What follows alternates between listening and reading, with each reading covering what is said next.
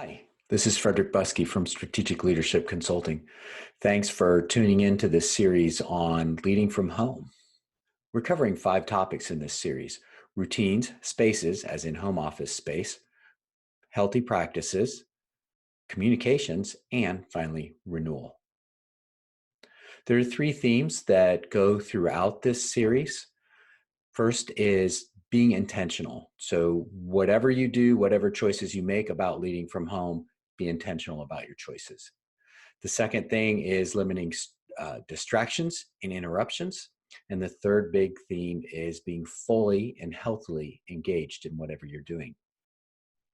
Each video supplements material that can be found on my blog at frederickbuskey.com/blog. And these are being released in the last week of March, first week of April 2020. So if you're going there later, you can use the archive. So I hope you subscribe to this video. This is a critical time, and as we adjust to a new normal, I'm glad that you're taking me along on your journey with you, and I hope that what you find here is valuable and helps the great work that you do. Okay, let's get started. Today, we're going to talk about 3 leadership practices that will not only enhance your leadership, but also add to your mental health. Those are accepting limitations, being fully present, and strengthening your connections and sense of community. Accepting limitations is the first of what I refer to as the 3 epiphanies. First epiphany, I can't do everything. The second epiphany is that because I can't do everything, I choose what gets done and what doesn't get done. And the third epiphany is my choices reflect my values. While the 3 epiphanies taken together can be terrifying, they can also be empowering. So think about this for a minute. If you have to really choose what gets done in a day and you know that it can't all get done, shouldn't you focus on the most important things first?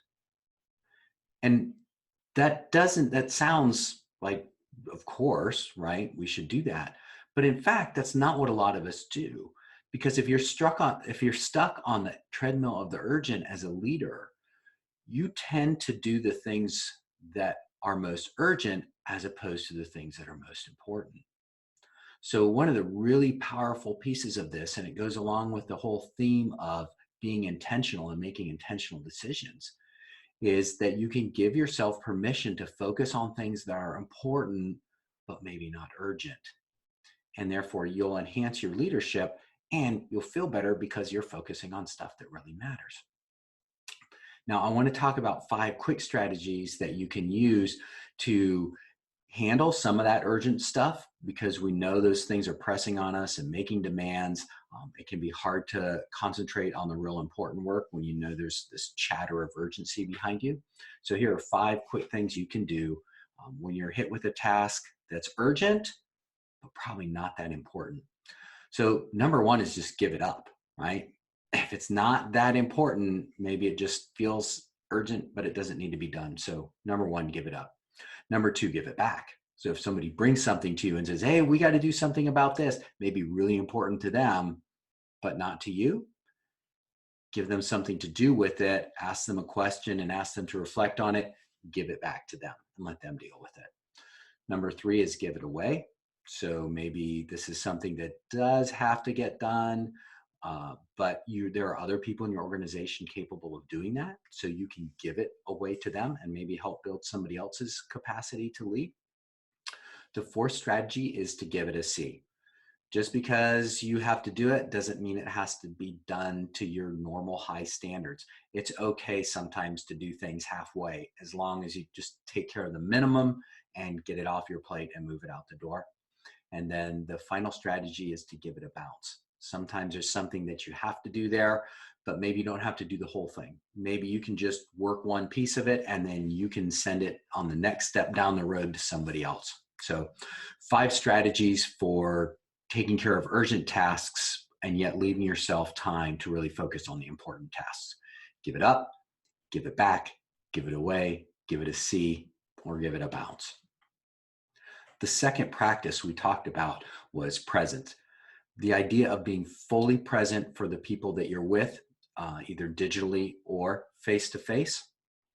And I want to tell you a quick story about someone that was fully present and the impact that that had on someone in his organization. So I got this story from an assistant school principal who was assigned morning duty in an elementary school. So he had to be in the cafeteria to monitor kids coming in and making sure that everything was working fine in the morning. So he wanted to, he initially planned to bring his laptop down and sit down and kind of take care of his email while he kept one eye on the kids. And that was the normal way that he did things. But he and I had been talking about presence. And so he was thinking about this idea of being fully present.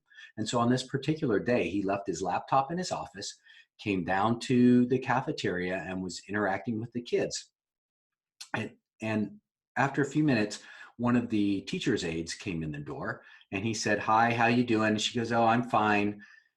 And normally that's where the conversation would have ended, right? Because we wouldn't have been fully present. We would have been thinking about the next task that we had to do or trying to get back to that email.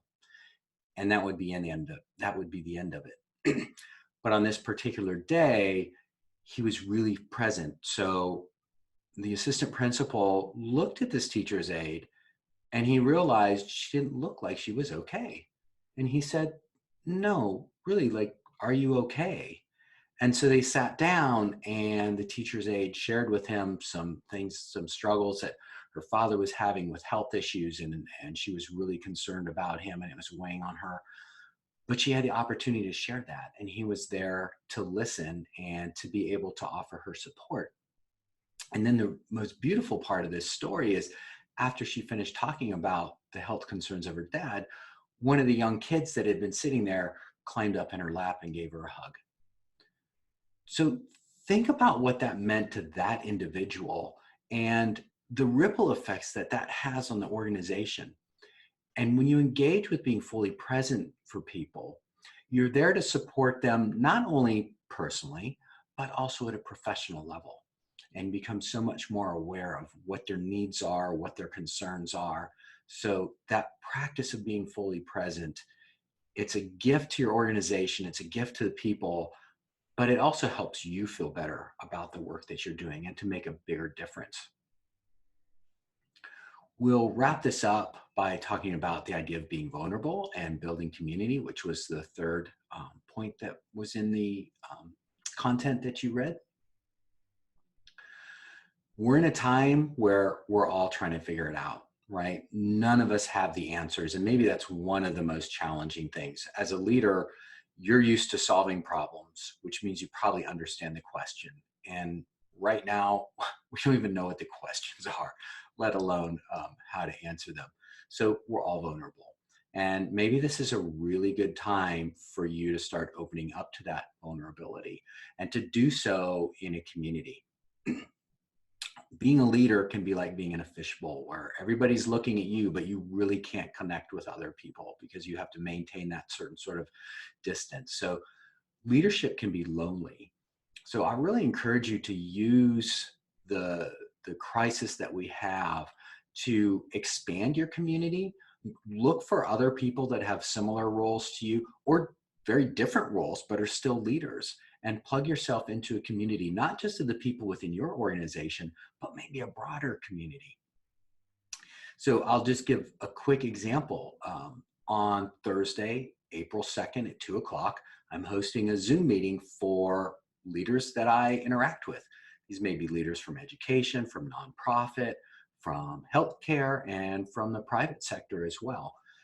We don't have much in common except people know me and get my material, but we're forming a community where we can come together and just talk and be vulnerable with each other, but also support each other. So in this time, it's really important for you to find a community somewhere, not just of your work people, but some kind of broader community where you can connect with others, share your vulnerability, but also learn and grow. So I hope this video was helpful to you. Please remember to subscribe to the channel.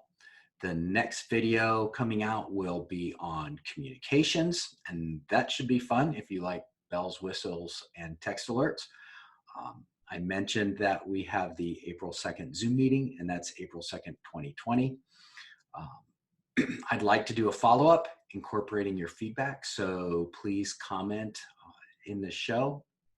Leave me your questions, tell me what your experiences are and what's resonated with you or not. You can learn more about my work at my website, frederickbuskey.com.